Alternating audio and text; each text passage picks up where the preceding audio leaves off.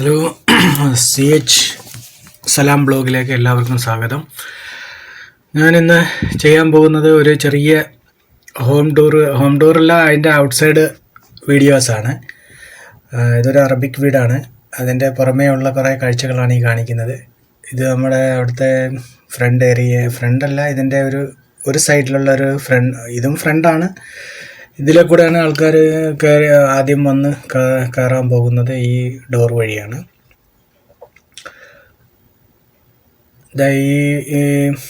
ഇതാണ് ഫ്രണ്ടിലേക്കുള്ള ഡോറ്.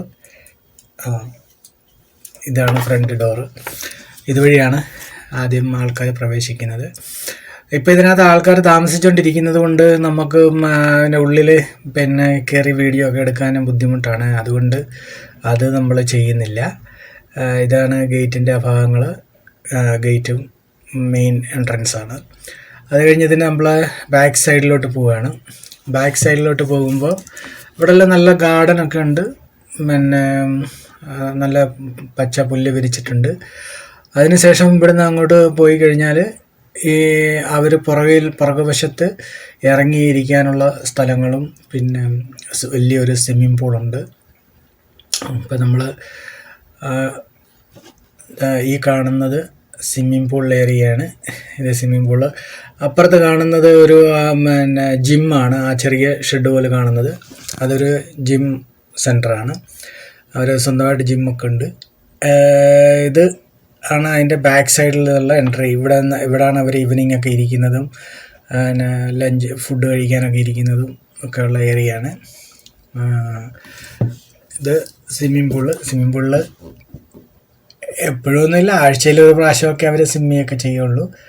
അത് കഴിഞ്ഞ് ഇതിങ്ങനെ ഇവിടെ ഒരു നല്ല നീണ്ട ഏരിയ ഉണ്ട്, ഗാർഡനായിട്ടുള്ള. ഇവിടെ നേരത്തെ കുട്ടികളൊക്കെ ഇവിടെ കളിക്കുകയൊക്കെ ചെയ്യുമായിരുന്നു. അവരുടെ പ്ലേ ഗ്രൗണ്ടൊക്കെ ആയിരുന്നത്. ആ പ്ലേ ഗ്രൗണ്ട് ഇതാണ്. ഇങ്ങോട്ട് മാറി വന്നു കഴിഞ്ഞാൽ അവിടെ ഇതാണ് ആ ജിമ്മിൻ്റെ ഇത്. അത് കഴിഞ്ഞിട്ട് ഇതാണ് ഡൈനിങ്. ഇവിടെ എപ്പോഴും ഇല്ല, ചില സമയങ്ങളിലൊക്കെ വെളിയിലിരിക്കും.